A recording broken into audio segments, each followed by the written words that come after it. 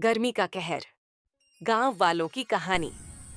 गांव में गर्मी की शुरुआत बिहार के एक छोटे से गांव सूरजपुर में फरवरी महीने तक ठंडी हवाएं चलती थीं। लेकिन मार्च के आते ही सूरज की तपिश बढ़ने लगी। लोग सुबह जल्दी अपने कामों में जुट जाते ताकि दोपहर की झुलसाने वाली धूप से बच सके। लेकिन इस साल गर्मी कुछ अलग ही थी। अप्रैल में ही तापमान 45 डिग्री के पार चला गया था। कुएं और तालाब सूखने लगे थे और गांव के बुजुर्गों का कहना था कि पिछले 50 सालों में उन्होंने इतनी भयंकर गर्मी कभी नहीं देखी थी।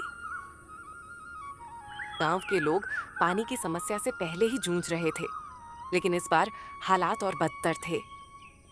गांव में 2 कुएं और एक तालाब था जिनसे लोगों को पानी मिलता था। लेकिन मई के आते आते कुएं सूख गए और तालाब में कीचड़ ही बचा था। हर सुबह महिलाएं सिर पर मटके रखकर 2-3 किलोमीटर दूर के हैंडपंप तक पानी भरने जातीं। गर्मी इतनी ज्यादा थी कि दोपहर तक पानी की टंकियां भी आग की तरह तपने लगती थीं।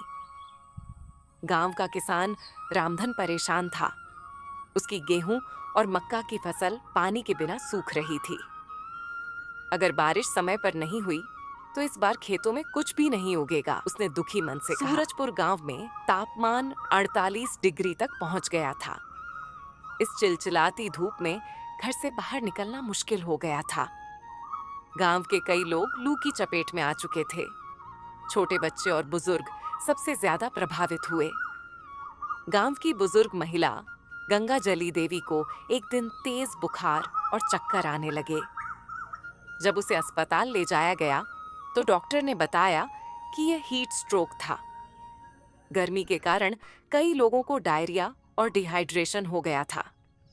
लेकिन गांव में उचित चिकित्सा सुविधाएं न होने के कारण लोगों को इलाज के लिए शहर जाना पड़ता था। गांव में अधिकतर लोग खेती पर निर्भर थे, लेकिन इस बार फसल बर्बाद हो रही थी। खेतों की मिट्टी सूखकर चटक गई थी।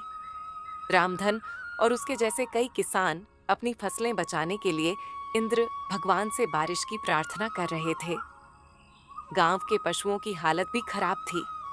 पीने के लिए पानी नहीं था, चारा सूख चुका था और कई गाय भैंसें कमजोर होकर मर रही थीं। रामधन ने निराशा भरी आवाज में कहा। गांव के मुखिया सुरेश बाबू ने सरकार से मदद की गुहार लगाई थी, लेकिन कोई ठोस कदम नहीं उठाया गया। गांव वालों ने जल संरक्षण की योजनाओं की मांग की, लेकिन अधिकारी सिर्फ आश्वासन देकर चले जाते।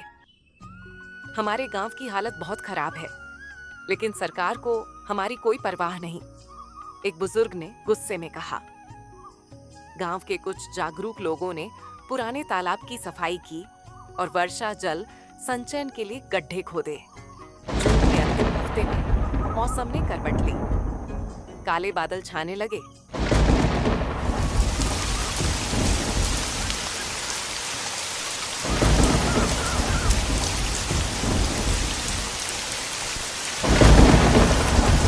और एक दिन अचानक तेज आंधी के साथ बारिश शुरू हो गई। पूरा गांव खुशी से झूम उठा। बारिश से तालाब फिर से भरने लगे, कुओं में पानी आ गया और फसलें भी हरी होने लगीं। गांव की औरतों ने कहा, भगवान ने हमारी सुन ली। शिक्षा गर्मी का कहर हर साल आता है, लेकिन सही योजना और मेहनत से इससे बचा जा सकता है।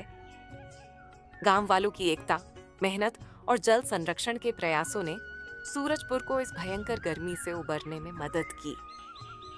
यह कहानी हमें सिखाती है कि मुश्किल समय में धैर्य और सामूहिक प्रयास ही सबसे बड़ा समाधान होता है।